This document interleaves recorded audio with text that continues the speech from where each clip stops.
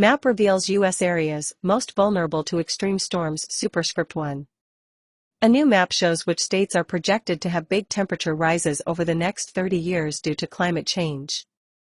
The map, based on projections by the U.S. Global Change Research Program, USGCRP, shows how temperatures might rise over the century, depending on levels of emissions.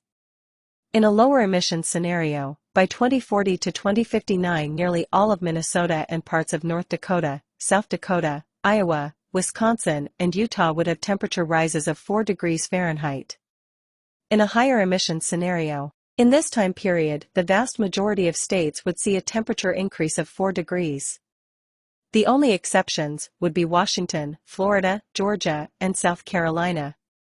The map also shows how temperatures might rise by the end of the century. In a lower emissions scenario, large portions of the country would see temperatures rise by 4 to 6 degrees, except for several states in the southeast. In a higher emissions scenario, by 2080 to 2099, nearly the entire country would see temperature rises between 7 to 11 degrees. Rising temperatures would cause ice caps to melt, sea levels to rise, and more frequent and intense extreme weather events, particularly heat waves or extreme heat events, according to the United States Environmental Protection Agency, EPA. The map depicts different possible outcomes, which will depend on whether there is a reduction in greenhouse gas emissions in the coming decades.